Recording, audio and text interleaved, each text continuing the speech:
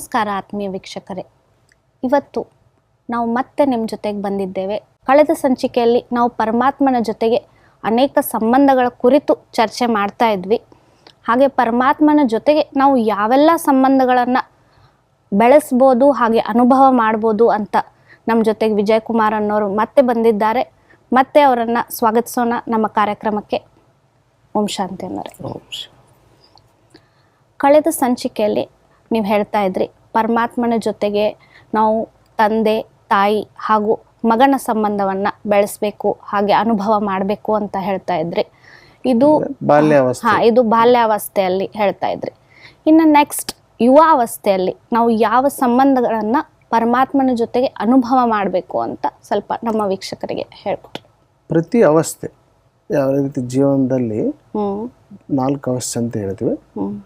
ಬಾಲ್ಯಾವಸ್ಥೆ, ಯುವಾವಸ್ಥೆ, ಪ್ರೌಢಾವಸ್ಥೆ, ವೃದ್ಧಾವಸ್ಥೆ. ಯಾವ ರೀತಿ ಬಾಲ್ಯಾವಸ್ಥೆ ಅಂತ ಹೇಳಿದ್ವಿ, ಬಾಲ್ಯಾವಸ್ಥೆ ಅಂದರೆ ಮಾತಾಪಿತ. ಈಗ ಯುವಾವಸ್ಥೆಯಲ್ಲಿ ಯಾವ ರೀತಿ ಲೌಕಿಕ ರೂಪದಲ್ಲೇನು ಬುದ್ಧಿ ಮೆಚ್ಯೂರ್ ಆಯ್ತು. ಬುದ್ಧಿ ಮೆಚ್ಯೂರ್ ಆದಾಗ ತಂದೆ ತಾಯಿ ಏನು ಮಾಡ್ತಾರೆ, ಸ್ಕೂಲಿಗೆ ಕಳಿಸ್ತಾರೆ.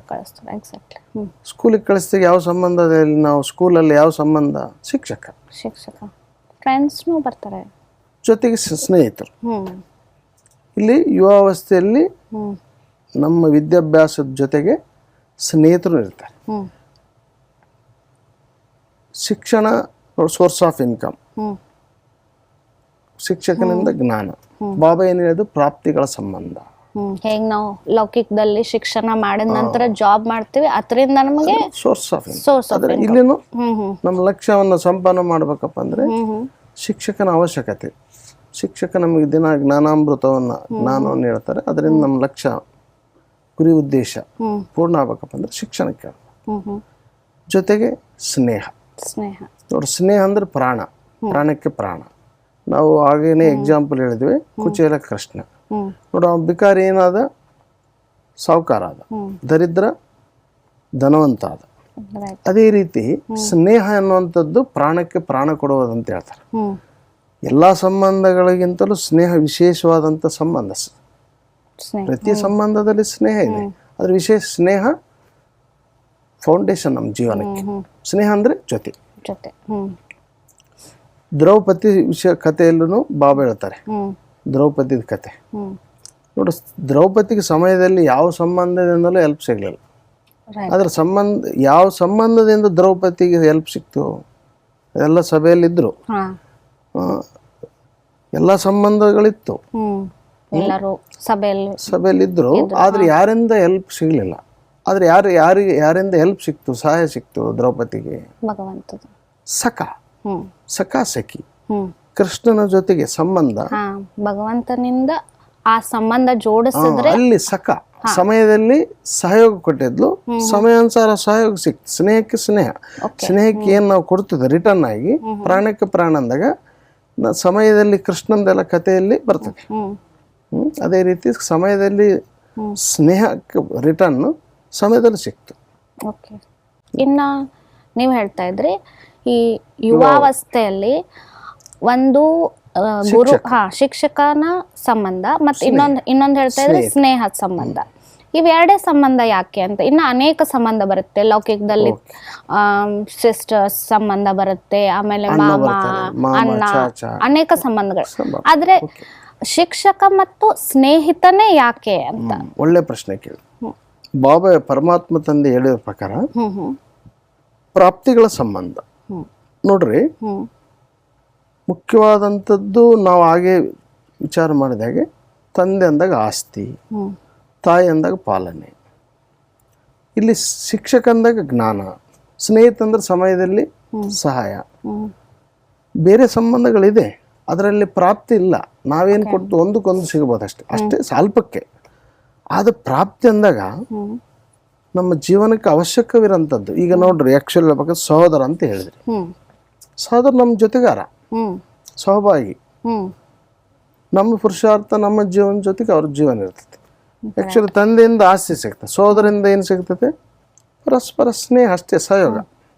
ಆದ್ರೆ ಆ ಸಂಬಂಧದಲ್ಲಿ ನಮಗೆ ಪ್ರಾಪ್ತಿ ಇಲ್ಲ ಅಂತ ಹೇಳ್ತಾರೆ. ಪ್ರಾಪ್ತಿ ಅಂದ್ರೇನು? ಮುಖ್ಯವಾಗಿ ಸ್ನೇಹನೇ. ಸ್ನೇಹ ಅಂದ್ರೆ ಜೊತೆ, ಆ ಸ್ನೇಹ ಅಂತಾನೆ ಲೆಕ್ಕ.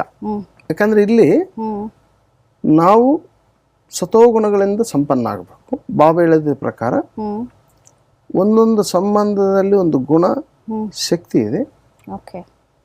ಆ ಒಂದೊಂದು ಗುಣ ಶಕ್ತಿ ಸಂಬಂಧ ಅಷ್ಟು ಈ 7ರಲ್ಲಿ ಎಲ್ಲ ಸಮಾವೇಶ, ಸರ್ವನೂ ಸಮಾವೇಶ ಆಗಿದೆ ನೋಡ್ರಿ. ಯಾಕೆ ಸರ್ವ ಸಂಬಂಧ, ಸರ್ವ ಸಂಬಂಧನೂ ಸಮಾವೇಶ ಆಗಿದೆ.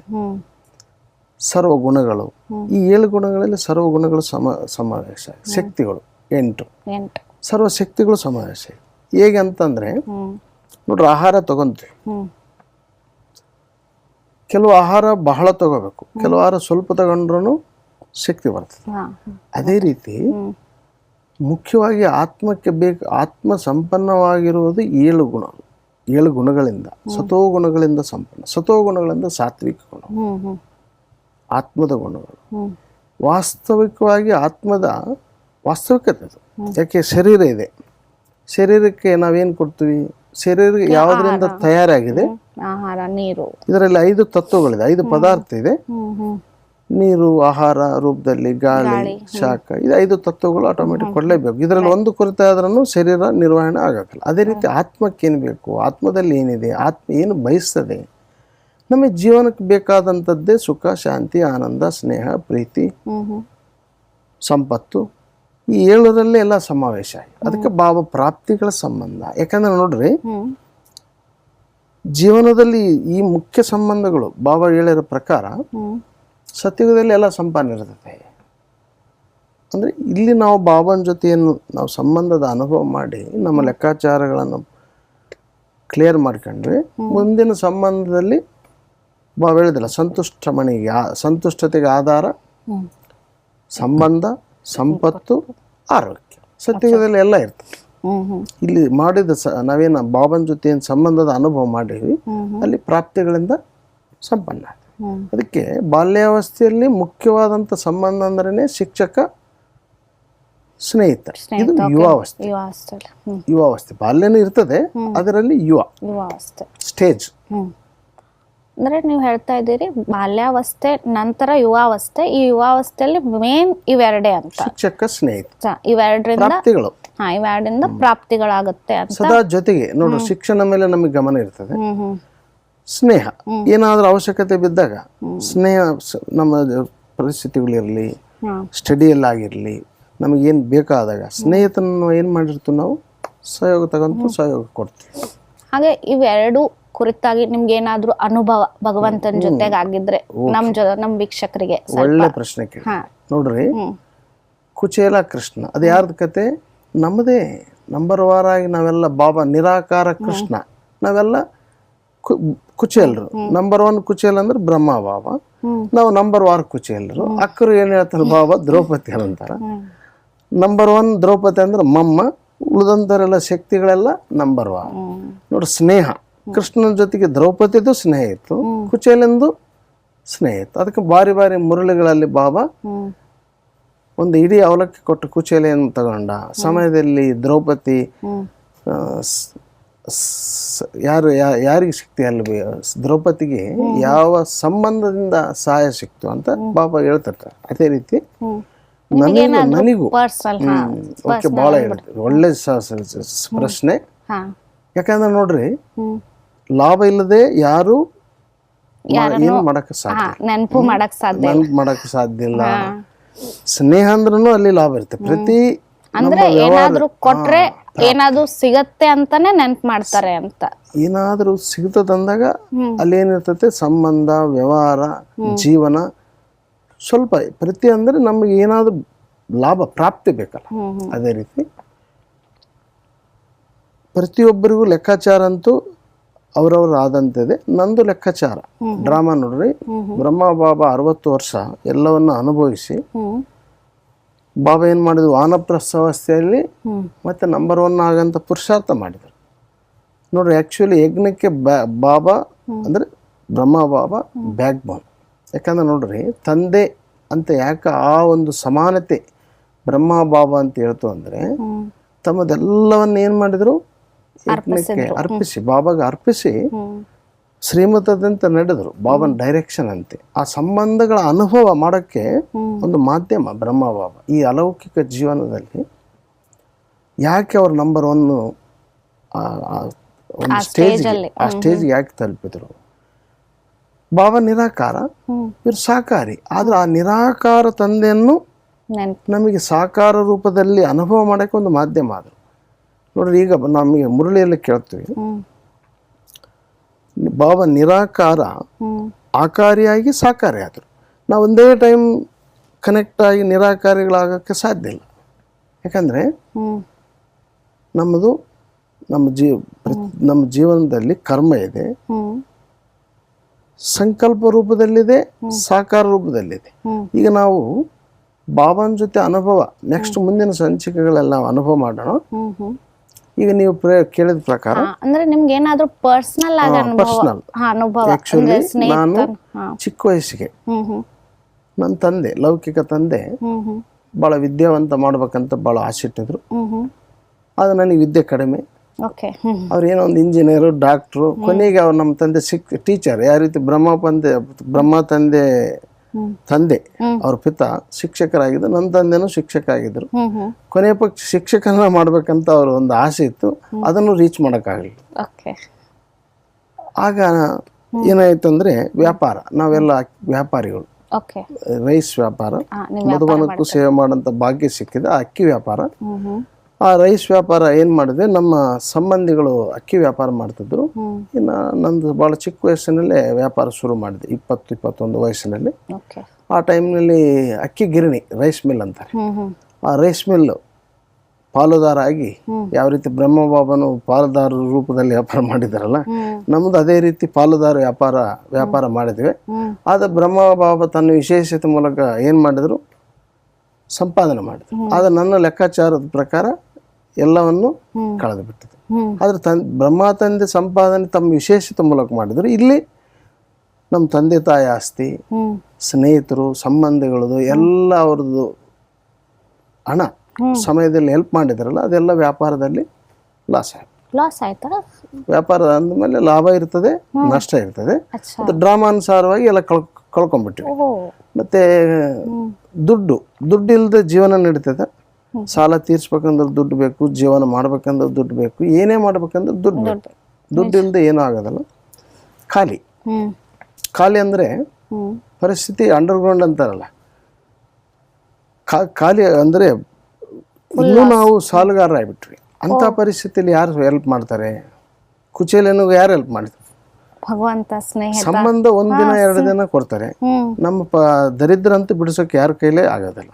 ಆ ಸಮಯದಲ್ಲಿ ಸೆಕೆಂಡ್ ನಲ್ಲಿ ನನಗೆ ಈಗಿನ ಕಾಲದಲ್ಲಂತೂ ಎಲ್ಲ ಚೆನ್ನಾಗಿದ್ದಾಗೆ ಒಂದ್ ಸ್ವಲ್ಪ ಜನ ಬರ್ತಾರೆ, ಹಂಗ್ ಲಾಸ್ ಅಲ್ಲಾದ್ರೆ ಯಾರು ಬರ್ತಾರೆ? ಬರೋದಿಲ್ಲ. ಕೊಟ್ಟರು 1 ದಿನ 2 ದಿನ ಕೊಡ್ಬೋದು. ನಮ್ಮ ಒಂದು ಪರಿಸ್ಥಿತಿ ನೀಗಿಸಕ್ಕಂತ ಯಾರಿಗೂ ಆಗೋದಿಲ್ಲ. ಆ ಸಮಯದಲ್ಲಿ ಸೆಕೆಂಡ್ ನಲ್ಲಿ ಪ್ರತಿಯೊಬ್ಬರು ಪರಿಸ್ಥಿತಿಯಲ್ಲಿ ನೆನ್ಬರೋರು ಯಾರು? ಭಕ್ತಿ ಎಲ್ಲ ಜೀವನದಲ್ಲಿ ಅಪ್ಪ ತಂದೆ ಭಗವಂತ. ಆಟೋಮೆಟಿಕ್ ಸೆಕೆಂಡ್ ನಲ್ಲಿ ನನ್ನ ಸಂಕಲ್ಪ ಹೋಯ್ತು. ಆ ಪರಿಸ್ಥಿತಿಗಳು ಬರ್ತಕ್ಕಂಥ ಸನ್ನಿವೇಶಗಳು ಒಳಗಡೆ ಚಿಂತನೆ ನಡೀತಿತ್ತು. ಜ್ಞಾನ ಇಲ್ಲ. ಜ್ಞಾನ ಇಲ್ಲ. ಆದ್ರೆ ಇದು 93 ಸುಮಾರು 93, ನನಗೆ 22-23 ಏಜು. ಆ ಟೈಮ್ನಲ್ಲಿ ಒಂದು ಪ್ರದರ್ಶನಿ ಬಾಬನ ಒಂದು ಪ್ರದರ್ಶನ ಇತ್ತು. ಒಂದು ದಿನ ಅದಕ್ಕೆ ಹೋದ್ಮೇಲೆ ಬಹಳ ನನಗೆ ಆ ಪ್ರದರ್ಶನ ಆಕರ್ಷಣೆ ಮಾಡ್ತು. ಬಾಬನ ಮನೆಗೆ ಹೋದೆ. ಅಲ್ಲಿ ಅಡ್ರೆಸ್ ಕೇಳಿದ್ಮೇಲೆ ಆ ಪ್ರಕಾರ ನಾವು ಈಶ್ವರಿ ವಿದ್ಯಾಲಯಕ್ಕೆ ಹೋಗಿ ಅಲ್ಲಿ ಒಂದು ದಿನ ಕೇಳಿದಾಗ ಅಲ್ಲಿ ಓಂ ನಮಃ ಶಿವಾಯ ಅಂತ ಒಂದು ಮಂತ್ರ ಹೇಳಿದ್ರು. ಆದ್ರೆ ಡ್ರಾಮಾನುಸಾರವಾಗಿ ನನ್ನ ಲೆಕ್ಕಗಳು ಇಲ್ಲಿ ಇದೆಲ್ಲ ಅಲ್ಲಿ ಬ್ರೇಕ್ ಆಯಿತು. ನೆಕ್ಸ್ಟ್ ಜ್ಞಾನಕ್ಕೆ ಕಂಟಿನ್ಯೂ ಆಗಲಿಲ್ಲ. ಆದ್ರೆ ನನ್ನ ಲೆಕ್ಕಾಚಾರಗಳ ರೂಪದಲ್ಲಿ ಒಳಗಡೆಯಿಂದ ಏನಾಯಿತು, ಪರಮಾತ್ಮ ಏನು ಒಳಗಡೆ ಸಂಕಲ್ಪ ನಡೀತಂದ್ರೆ, ನಂದೇನಿದೆ ಪರಿಸ್ಥಿತಿಗಳು, ಈ ತೊಂದರೆ ತಾಪತ್ರೆಗಳು, ಋಣದ ಭಾರ, ಇದೆಲ್ಲವನ್ನು ನಾನು ಕ್ಲಿಯರ್ ಮಾಡಬೇಕು. ಆ ಟೈಮಲ್ಲಿ ನಿಮ್ದು ಲಾಸ್ ನಡೀತಾ ಇತ್ತು? ಲಾಸ್ ಆಗಿದೆ. ಆದ್ರೆ ಅದೆಲ್ಲ ಆದ್ಮೇಲೆ ಒಂದಿನ ಪ್ರದರ್ಶನಿ ಅಚಾನಕ್ ಡ್ರಾಮಾನುಸಾರ ಒಂದಿನ ಬಾಬನ್ ಮನೆಗೆ ಹೋದೆ.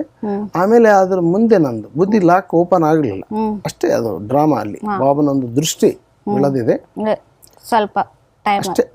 ಆಮೇಲೆ ಇವೆಲ್ಲ ಪರಿಸ್ಥಿತಿಗಳು ನಿಭಾಯಿಸ್ಬೇಕಲ್ಲ, ಯಾವ ರೀತಿ ತಪಸ್ಸಿನ ಸಮಯದಲ್ಲಿ ನಮ್ಮ ಯಜ್ಞದಲ್ಲಿ 13-14 ವರ್ಷ ತಪಸ್ ಸಮಯ ಯಾವ ಬಾಬನ್ ನಮ್ಮ ಯಜ್ಞದಲ್ಲಿ ನಡೀತು. ನಮ್ಮದು ವನವಾಸ ಅಜ್ಞಾತವಾಸ ಅಂತಲ್ಲ, 11-12 ವರ್ಷದವರೆಗೆ ವ್ಯಾಪಾರದಲ್ಲಿ ಅಪ್ಪು ಡೌನು ಎಲ್ಲ ಪರಿಸ್ಥಿತಿಗಳು, ಮತ್ತೆ ವ್ಯಾಪಾರ ಮಾಡ್ತಾ ಮಾಡ್ತಾ ಎಲ್ಲ ಪರಿಸ್ಥಿತಿಗಳನ್ನು ನಿಭಾಯಿಸ್ತಾ 2005-6ರಲ್ಲಿ ಭಾಳ ಮತ್ತೆ ವ್ಯಾಪಾರದಲ್ಲಿ ತೊಂದರೆ ಬಂದು ಅದೇ ಪರಿಸ್ಥಿತಿ ವ್ಯಾಪಾರದಲ್ಲಿ ಮತ್ತೆ ನಮಗೇನಾಯಿತು, ಹೇಳ್ತಾರಲ್ಲ ಗಾದೆ ಹಿರಿಯರು ಹೇಳ್ತಾರೆ, ಮುಟ್ಟಿದ ಬಂಗಾರ ಮಣ್ಣು ಆಗ್ತದೆ, ಸಮಯದಲ್ಲಿ ಮಣ್ಣು ಬಂಗಾರ ಆಗ್ತದೆ. ಅದ್ರಂಗೆ ಇಲ್ಲಿ ಕಳ್ಕೊಂಡ್ರೆ ಅಲ್ಲೇ ಪಡ್ಕೋಬೇಕಮ್ಮಂಗೆ ಬಿಸ್ನೆಸ್ನಲ್ಲಿ ನಾವು ಬಿಕಾರಿಗಳಾದ್ವಿ. ಅದೇ ಬಾಬಾ ಬಂದು ಭಕ್ತಿ ಫಲನೂ ನಾನೇ ಕೊಡ್ತೀನಿ ಅಂತ ಹೇಳ್ತಾರಲ್ಲ. ಮತ್ತು ನಮಗೆ ಏನೆಲ್ಲ ಕೊರತೆಗಳಿದೆ, ಋಣಭಾರ ಇದೆ, ಎಲ್ಲ ಕ್ಲಿಯರ್ ಆಯಿತು. 2005-6ರಲ್ಲಿ ಒಳ್ಳೆ ಬಿಸ್ನೆಸ್ಸು, ಮನೆ, ಒಂದು ಮಿಲ್ಲು, ಅದೇನು ನಾವು ಕಳ್ಕೊಂಡಿದ್ವಿ, ಒಂದು ಪ್ರಾಪರ್ಟಿ. ನಮ್ಮ ಲೌಕಿಕ ರೂಪದಲ್ಲಿ ನಾವೆಲ್ಲ 3 ಮೆಂಬರ್ಸು. ನಾನೇ ಫಸ್ಟು ದೊಡ್ಡ ಮಗ. ನಮ್ಮ ತಂದೆ ಆರೋಗ್ಯದಲ್ಲಿ ತೊಂದರೆ ಆಗಿ ಅವರು ಶರೀರ ಬಿಟ್ಟಿದ್ರು. ಅದ್ರ ಜವಾಬ್ದಾರಿ ನನ್ನ ಮೇಲಿತ್ತು. ಆದರೆ ಲೌಕಿಕ ರೂಪದಲ್ಲೆಲ್ಲ ಜವಾಬ್ದಾರಿಗಳು 2005-6ರಲ್ಲಿ ಎಲ್ಲ ಮುಗೀತು. ಆದರೆ ಇದರಲ್ಲಿ ನೀವು ಭಗವಂತನನ್ನ ಹೇಗೆ ಅನುಭವ ಮಾಡಿದ್ರೆ? ಈಗ ಹೇಳ್ತಾನಲ್ಲ ನೋಡ್ರಿ, ಅಲ್ಲಿ ದರಿದ್ರ ಧನವಂತ ಅಂದಂಗೆ ಈ ಸ್ನೇಹ ಏನ್ ಮಾಡಿತು, ಸಮಯದಲ್ಲಿ ನಾನು ಆಟೋಮೆಟಿಕ್ ಯಾರು ನೆನಪು ಮಾಡಿದೆ, ಭಗವಂತನ. ಅಪ್ಪ ತಂದೆ ನಾನು ಇದರಿಂದ ನಾನು ಪಾರಾಗಬೇಕು, ಅಲ್ಲೇನು ಬೇಡಿಲ್ಲ. ಇದರಿಂದ ನಾನು ಪಾರಾಗಬೇಕಪ್ಪ ಅಂದರೆ ನನ್ನ ಋಣಭಾರವನ್ನು ಸಮಾಪ್ತಿ ಮಾಡ್ಕೋಬೇಕಂದ್ರೆ ಅದು ಸಮಯಾನುಸಾರ ಅಲ್ಲಿ ವ್ಯಾಪಾರದಲ್ಲಿ ಸಕ್ಸಸ್ ಬಂತು. ಲಾಭ ನಷ್ಟ ಇರ್ತದೆ ವ್ಯಾಪಾರದಲ್ಲಿ. ಆ ಲಾಭದಿಂದ ಏನಾಯ್ತು, ನನ್ನ ಸಮಸ್ಯೆಗಳೆಲ್ಲ ಪೂರ್ತಿ ಆಯ್ತು. ಕರೆಕ್ಟ್ ಇದೆಲ್ಲ ಲೌಕಿಕ ಜವಾಬ್ದಾರಿ ಮುಗಿತಾ ಶರಣರ ಕಂಡ ಶಿವ. ನೋಡ್ರಿ, ಆ್ಯಕ್ಚುಲಿ ಹೇಳ್ಬೇಕಂದ್ರೆ ಇದೆಲ್ಲ ಡ್ರಾಮಾ ಅಂಬೋದಕ್ಕೆ ನೀವು ಯಾಕಂದ್ರೆ ಏನು ಅನುಭವ ಮಾಡಿದ್ರಿ ಅಂತ ಕೇಳ್ತಾ ಇದ್ರಲ್ಲ. 2008ರಲ್ಲಿ ಫೆಬ್ರವರಿ ಸಮಯ, ಶಿವರಾತ್ರಿ ಸಮಯ. ನೋಡಿ, ಆ ಸಮಯದಲ್ಲಿ ಶರಣರ ಕಂಡ ಶಿವ ಪ್ರೋಗ್ರಾಮು, ಅದು ನನಗೇನೆ ಬಾಬಾ ಮಾಡಿದ್ರಂತ ಅನುಭವ. ಪರಮಾತ್ಮ ನನಗಾಗಿನೇ ಈ ಒಂದು ಕಾರ್ಯಕ್ರಮ ಹಮ್ಮಿಕೊಂಡಾರೆ. ಎಲ್ಲೋ ಅದು ಆ್ಯಕ್ಚುಲಿ ಹೇಳ್ಬೇಕಂದ್ರೆ ಒಂದು ಇಂಟೀರಿಯರ್ ಪ್ಲೇಸ್ನಲ್ಲಿತ್ತು ಬಾಬನ ಮನೆ. ಅಲ್ಲಿ ಎಲ್ಲ ಯಾರು ಕಡಿಮೆ ಒಂದು ಒಳ್ಳೆ ಎಕ್ಸ್ಟೆನ್ಷನ್ ಪ್ಲೇಸ್ನಲ್ಲಿ, ಸೆಂಟ್ರಲ್ ಪ್ಲೇಸ್ನಲ್ಲಿ ಮತ್ತೆ ಫೈನಲ್ ಮಾಡಿ ಅಲ್ಲಿ ಈ ಕಾರ್ಯಕ್ರಮ ಹಮ್ಮಿಕೊಂಡ್ರು. ನಾನು ಅಟೆಂಡ್ ಆದೆ. ಆ ಫೆಬ್ರವರಿಯಲ್ಲಿ ಶಿವರಾತ್ರಿ ಅಂದರೆ ಆ ಸಮಯದಲ್ಲಿ ನನ್ನ ಜವಾಬ್ದಾರಿಗಳು ನಮ್ಮ ತಂದೆ ತಾಯಿ ಆಸೆ ಪ್ರಕಾರ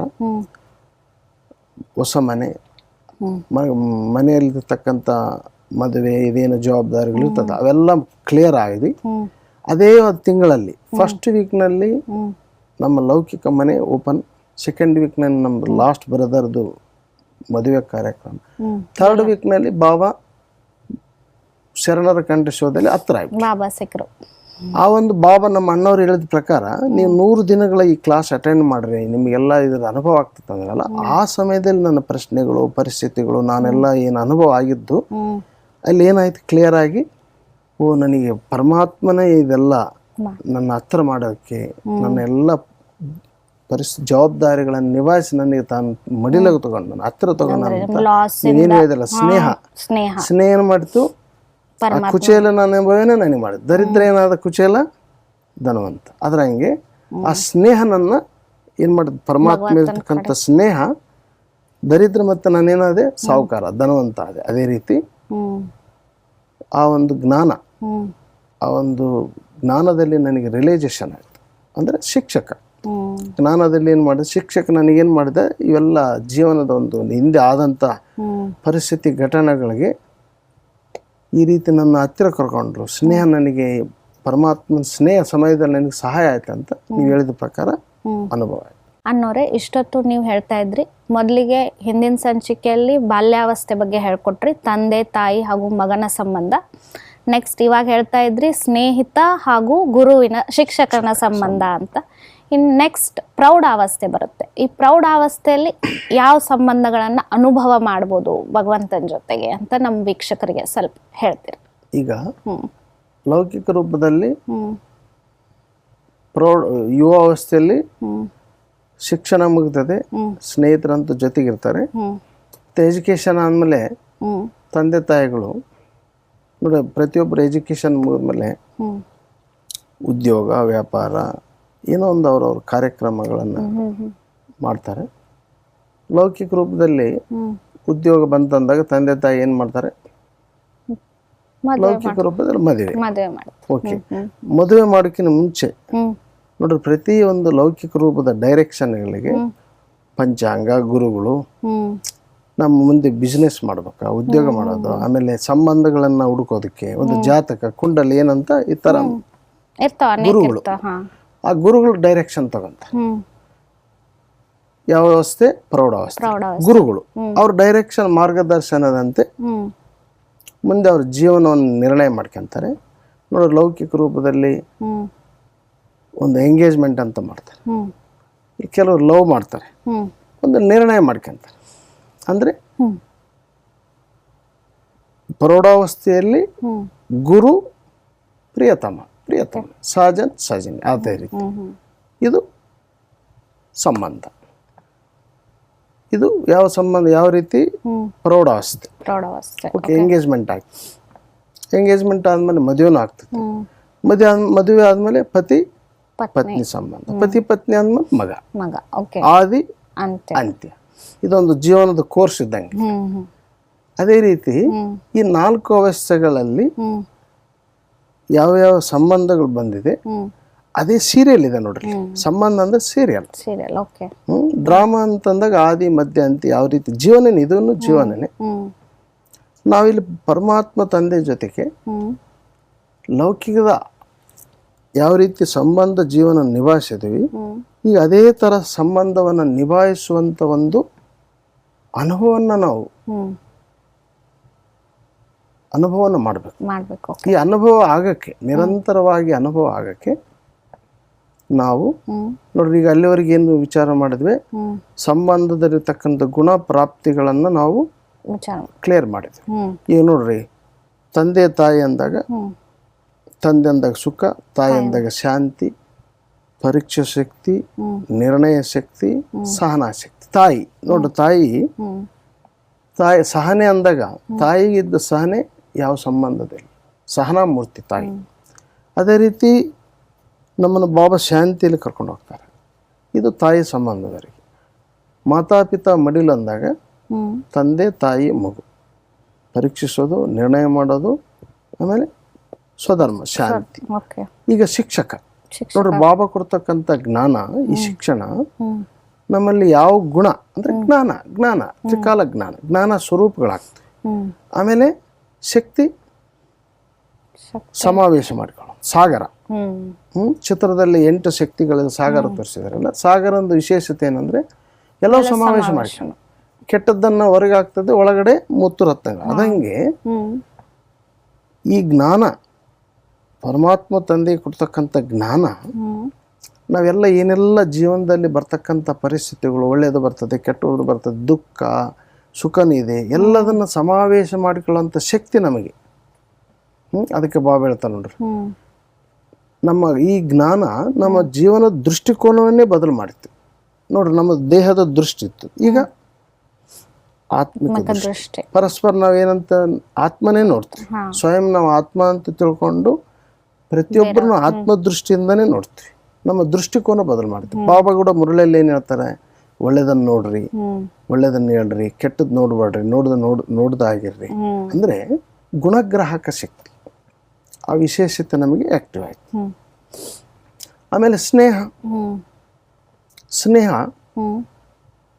ಅಂದ್ರೆ ಯಾವ ಶಕ್ತಿ, ಇದಕ್ಕೆ ನಿಮ್ಮ ಅನುಭವದ ಪ್ರಕಾರ ಸ್ನೇಹ. ಇವ ನಮ್ಮ ಸ್ನೇಹಿತ ಯಾರು, ಖುದಾ ದೋಸ್ತ್, ಪರಮಾತ್ಮನೇ ನಮಗೆ ಸ್ನೇಹಿತ. ಅಂದ್ರೆ ಈಗ ಈ ಜ್ಞಾನ ನಮ್ಮನ್ನ ಅಳವಡಿಸಿಕೊಳ್ಳುವಂತ ಶಕ್ತಿ ಬಂತು. ಆಮೇಲೆ ಎದುರಿಸುವ ಶಕ್ತಿ ನೋಡ್ರಿ, ದೇಹದಿಂದ ಬರುವಂತ ಪರಿಸ್ಥಿತಿ ಆಗಿರ್ಬೋದು, ಸಂಬಂಧದಿಂದ ಬರುವಂತ ಪರಿಸ್ಥಿತಿ ಆಗಿರ್ಬೋದು, ಸಮಾಜದಿಂದ ಬರುವಂತ ಪರಿಸ್ಥಿತಿ ಆಗಿರ್ಬೋದು, ಪ್ರಕೃತಿಗಳಿಂದ ಬರುವಂತ ಪರಿಸ್ಥಿತಿ ಆಗಿರ್ಬೋದು. ಈಗ ಪ್ರತಿಯೊಂದು ಪರಿಸ್ಥಿತಿಗಳನ್ನ ನಾವು ಎದುರಿಸುವಂತ ಶಕ್ತಿ ನಮಗೆ ಬಂತ ಇಲ್ಲ. ಯಾಕಂದ್ರೆ ಬಾಬಾ ಏನ್ ಹೇಳ್ತಾರೆ, ಜ್ಞಾನದಲ್ಲಿ ಡ್ರಾಮಾ. ಅದೇ ರೀತಿ ಪರಮಾತ್ಮ ತಂದೆ ನಮ್ಮ ಜೊತೆಗಿದ್ದು ಇವೆಲ್ಲ ಎದುರಿಸುವಂತ ಶಕ್ತಿ ನಮಗೆ ಜ್ಞಾನದ ಮೂಲಕ ಶಕ್ತಿ ಕೊಟ್ಟು ಜೊತೆಗಾರ ಆಗಿರೋದ್ರಿಂದ ಜ್ಞಾನ ನಮ್ಮನ್ನು ಹತ್ರ ಮಾಡಿತು.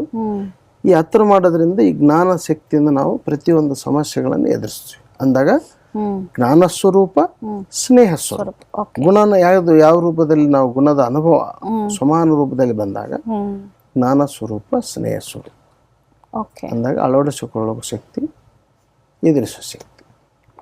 ಈ ರೀತಿ ಹ್ಮ್ ಪ್ರೌಢಾವಸ್ಥೆಯ ಶಕ್ತಿಗಳು ಮತ್ತು ಮುಂದೆ ನಾವು ಹ್ಮ್ ವೃದ್ಧಾವಸ್ಥೆಯಲ್ಲಿ ಆಗ್ತಕ್ಕಂಥ ಗುಣ ಶಕ್ತಿಗಳನ್ನು ಪ್ರಾಪ್ತಿಗಳನ್ನು ಅನುಭವವನ್ನು ಹಂಚಿಕೊಳ್ಳೋಣ.